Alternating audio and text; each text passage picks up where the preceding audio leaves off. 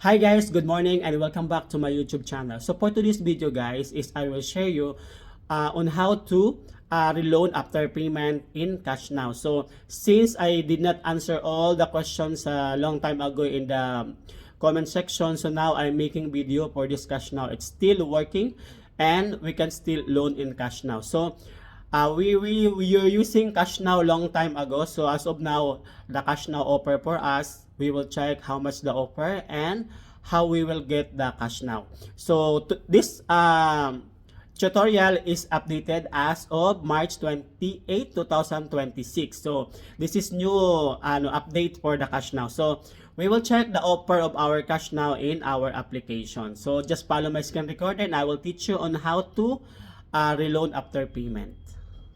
Hi guys, we will open our Cash Now application. So we will check how much our offer after our payment. So as we can check, our offer is 4,500.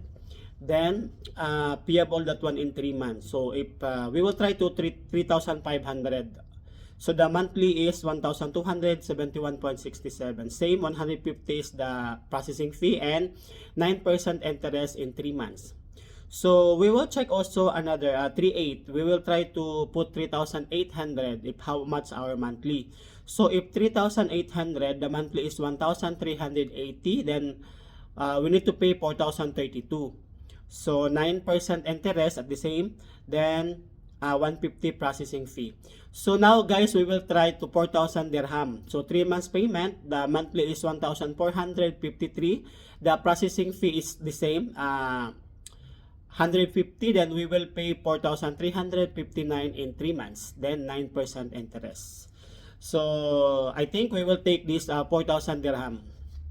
So just take money, then just put your monthly salary, then just fill up all those information, then next. So after you fill up this information guys, next.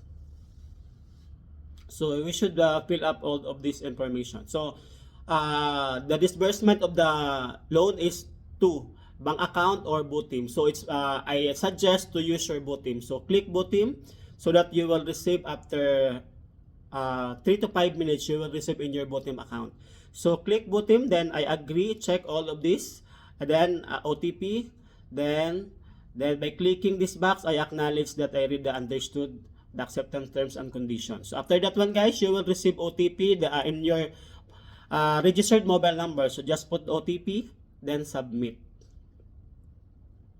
So submit. After that one guys, okay, you successfully under verification. So 3,800 you will receive in your account because there is 150 processing fee. So they will deduct automatically.